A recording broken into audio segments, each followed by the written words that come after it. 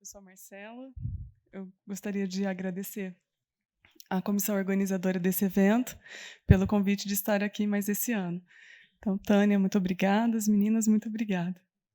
Vou falar um pouquinho da atuação da equipe de enfermagem na equipe multidisciplinar aqui para tratar pessoas com hemofilia.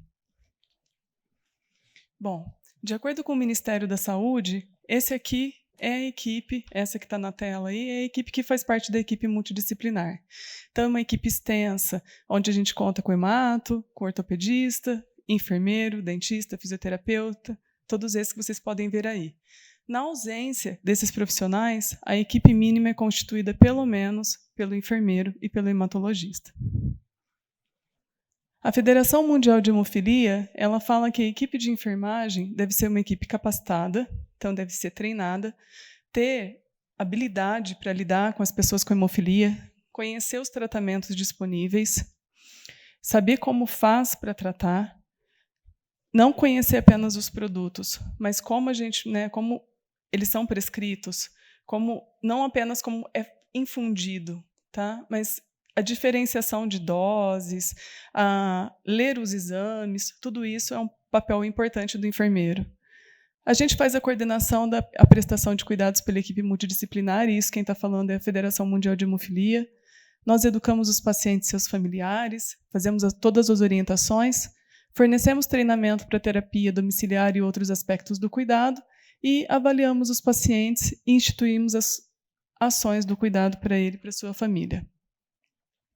Eu vou contar um caso para vocês de um paciente, e aí, por meio desse caso, a gente vai discutindo um pouquinho mais da atuação da equipe de enfermagem.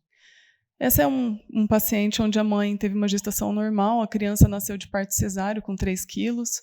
Ele chegou ao hemocentro mais ou menos com 6 meses de idade, com um hematoma em região dorsal. Não havia história de trauma e apresentou um sangramento durante uma coleta de exames. Isso é muito comum, né, eles chegarem para a gente bebezinho, vocês sabem, vocês devem ter passado por isso, quem é mãe e pai também.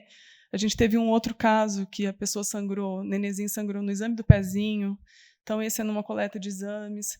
Então, os sangramentos espontâneos vão aparecendo e eles, né, encaminhados por bons pediatras, chegam até a gente. Os exames dele eram esses, tinha uma hemoglobina boa, hematócrito, o fator de coagulação, então, ali deu menor que 1, o fator 8 deu menor que 1, então, diagnóstico de hemofilia grave. Tá? Essa foi a hipótese diagnóstica que se confirmou depois. Ali no heredograma a gente vê a mãe e o pai. Eu chamei ele de Daniel, mas não é esse o nome dele, tá? Ele tinha um irmão mais velho, sem hemofilia. E a mãe depois engravidou novamente, teve um irmãozinho mais novo, sem hemofilia. Então é o único membro da família. Qual que era o contato dessa família com a hemofilia? A mãe sabia que tinha tido um tio no passado com hemofilia, mas ela não sabia muito mais porque ela era jovem, havia perdido esse tio há muito tempo, e os pais quase não contavam para ela a respeito dele. Bom, qual foi a proposta de tratamento? A profilaxia primária. Era um bebezinho, né? Esse é o tratamento proposto até pelo Ministério da Saúde, na época, né? Conforme as orientações. Eu me lembro bem quando a gente foi falar para essa mãe sobre a profilaxia primária e ter que dizer para ela o tanto de infusões que a gente faria durante a semana. E ela, primeiro momento, ela disse, não, eu não vou fazer. Eu não acho necessário ter que fazer esse número de infusões nele agora, porque ele não vai sangrar, ele é um bebezinho. E aí coube um papel importante da equipe multi, não só da enfermagem, mas da doutora Luciana, que é a médica que estava conosco, da psicologia na época, que não está mais conosco, do serviço social, de todos os membros falarem a mesma língua, terem a mesma comunicação efetiva e afetiva, para entender o que aquela família estava tendo naquele momento, aquela escolha, mas que a gente precisava convencer, mas convencimento por parte de que ela entendesse, aquela família entendesse que aquilo era o melhor para aquela criança naquele momento, era o que a gente podia oferecer de melhor. E ainda no Brasil é o tratamento ouro. Bom, lembra que o protocolo de profilaxia, quando a gente vai fazendo, a gente vai coletando os inibidores, então D10, D20, até chegar no D50. E aí a gente vai fazendo essas coletas de inibidores. Nessas coletas de inibidores, a gente percebeu que veio um inibidor positivo aí. Então a gente continuou seguindo ele para saber se realmente permaneceria esse inibidor, e aí nós precisamos excluí-lo, então, do protocolo de profilaxia primária e inseri-lo em outro protocolo, que aí o Ministério nos oferece, então, a imunotolerância. Ele foi transferido para outro serviço de saúde depois que a gente iniciou esse protocolo de imunotolerância. Ficou 1 ano nesse serviço de saúde e depois retornou para a gente. Então, olha todas as barreiras que essa família enfrenta. Tem um filho com hemofilia A grave, tem inibidor, muda de cidade, retorna para entra num centro novo, depois retorna, né? E aí a gente terminou essa imunotolerância com sucesso total e propomos um outro tratamento, que foi a profilaxia secundária. E aí eu pergunto a vocês, profissionais e vocês pacientes, já viram algum caso como esse? Sim, dezenas. É um caso que é difícil de acontecer? Não. Isso está no nosso dia a dia. Então, diariamente, a gente lida com casos como esse. E por que são casos que nós podemos chamar de comuns, a gente vai tratar comum? Não. A gente vai diferenciar, a gente vai individualizar. Tá? Isso que é a proposta aqui. Cada paciente é único e a gente tem que entender quais são os seus medos, os seus anseios e até onde a gente pode ir, porque a gente também tem limitações. Nesse cenário, o que nós fizemos aqui? O primeiro filho com hemofilia, a família não tinha conhecimento do tratamento, as relações eram um pouco estreitas com a equipe de saúde, eu não conhecia a gente não conhecia eles também.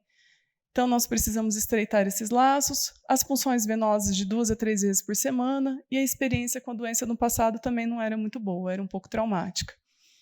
E, no cenário 2, a gente vê a saída da profilaxia e início de um outro protocolo de tratamento. Bom, para esse primeiro cenário aí, nós fizemos o quê? Acolhemos essa família, e a família toda, pai, mãe e o bebezinho, tá? E o irmão também. Conquistamos a confiança da família. Esse aqui é o seu lugar. Tá? Você pode vir para sorrir com a gente, mas você pode vir para chorar também, você pode vir para brigar. Tá? Mas ele tem que entender que aquele hemocentro é parte também da casa dele. Educamos a família sobre a doença e o tratamento, que fizeram brilhantemente a profilaxia primária. Promovemos a adesão ao tratamento com base nas relações sociais da família. E dito aqui, gente, adesão ao tratamento é muito difícil. É super complicado. Eu acho, na minha experiência, e tenho quase debutando em hemofilia, é um dos pontos que eu tenho mais dificuldade quando eu converso com a equipe de enfermagem, com os enfermeiros lá. Porque tem pacientes, eu compreendo que é difícil. Olha para nós. Quantos de nós deixamos de tomar uma dose do antibiótico? Quantos de nós pensamos em fazer dieta e paramos na metade? Então, a adesão ao tratamento é difícil para todo mundo, em todos os locais. Tá? Quem toma antihipertensivo todo dia vai falar que nunca esqueceu. Então, é difícil. Essa criança, ela tem mais ou menos 40 páginas de infusão na web coagulopatias, sendo aproximadamente 2.000 punções venosas. Aqui, fora os pacientes, quantos profissionais já foram puncionados 2.000 vezes? Então, a gente tem que entender a má adesão ao tratamento, mas a gente tem que fazê-los entender também que esse é o tratamento que vai melhorá-los e dar qualidade de vida. Fizemos do hemocentro um local de fácil acesso, seguro, divertido para essa criança. A gente tenta lá, algumas vezes a gente falha, mas a gente tenta deixar um ambiente favorável, legal. No cenário 2, no plano de cuidados, nós fizemos o ensinamento à família, um novo protocolo, né, da imunotolerância. Encaixamos as consultas e rotinas de exames na agenda da família, porque aí a gente amplia o rol de exames que a gente tem que coletar também.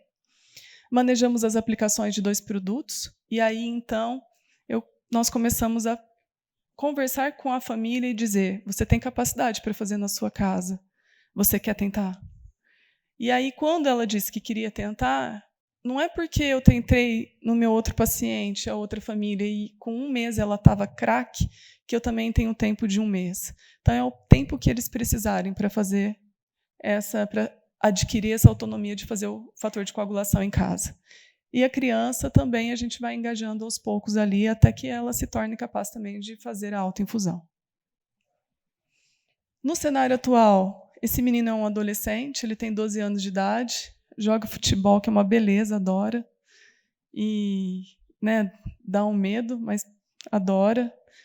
Faz escolinha de futebol de quarta e sexta, frequenta a escola e faz educação física. Então, o que nós propusemos para ele, junto com a equipe médica, a fisioterapia, a psicologia no Hemocentro, ela troca muito a cada 2 anos, mas a gente sempre tenta trazer ela também e fazer essa ponte, adquirir essa confiança do paciente.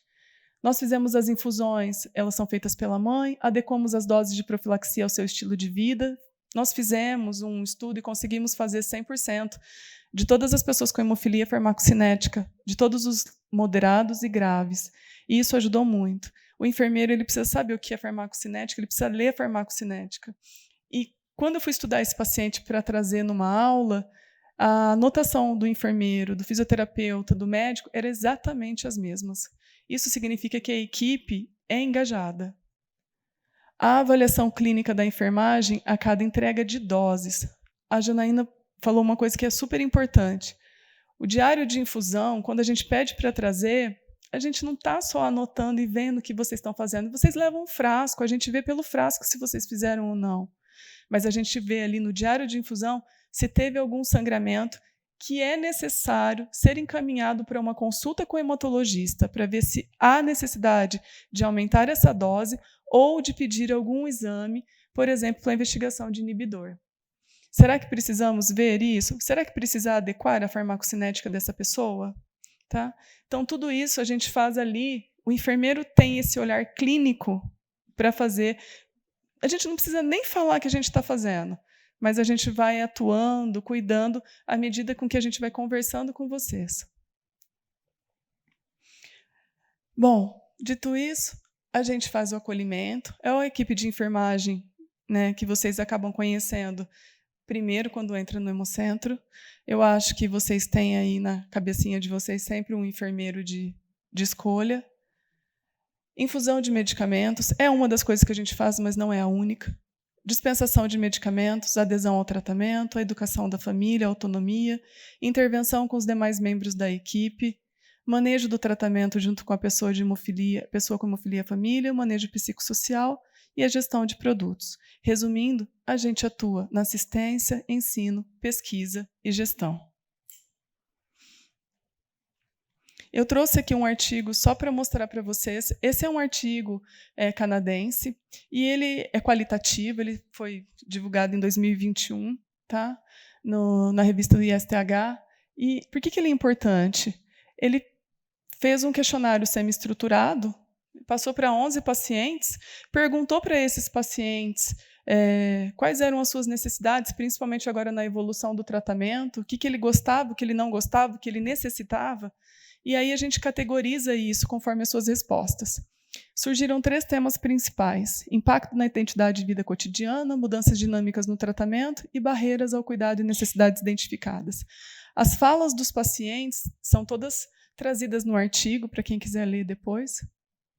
Essa é uma figura que fala de todas essas categorizações das temáticas encontradas na era pré-fator, na era do fator de tratamento, do fator de coagulação, e no futuro, então, que é a evolução dessa terapia. E o que os pacientes colocaram para nós, profissionais da saúde? Eles identificaram algumas necessidades contínuas importantes. Por exemplo, o cuidado multidisciplinar. Então, o cuidado para a pessoa com hemofilia é feito por vários profissionais. E esses profissionais eles têm que estar engajados. Eles têm que ser independentes, mas, ao mesmo tempo, interdependentes. E aqui eles citam muito o cuidado, a necessidade que eles sentiram do cuidado do fisioterapeuta e do serviço social. Eu já falei aqui o ano passado, repito, eu sou fã do serviço social, eles nos ajudam demais, demais. E se sente falta, é porque precisa estar fazendo parte da equipe também. Então, esse estudo é canadense, você imagina lá, esse profissional está faltando, então aqui acho que eu acredito que também esteja. O cuidado cirúrgico coordenado, então isso que a doutora Sandra falou, o doutor Luciano também. Melhoria no atendimento da emergência, muitas vezes esses pacientes eles precisam de atendimento de emergência e não sabem aonde ir. Então a gente tem que deixar isso muito claro e trabalhar, né, com as unidades de emergência e com as UPAs.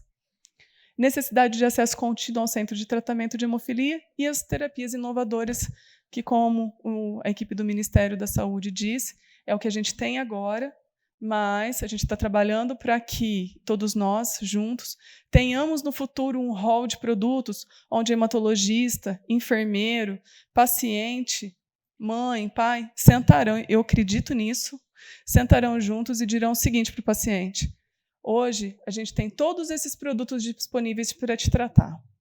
Na nossa visão, esse é o melhor. O que você acha? Vamos construir essa aliança terapêutica? Então, eu acredito muito nesse futuro aqui para tratamento das pessoas com hemofilia no Brasil. Eu estou à disposição de vocês. Obrigada.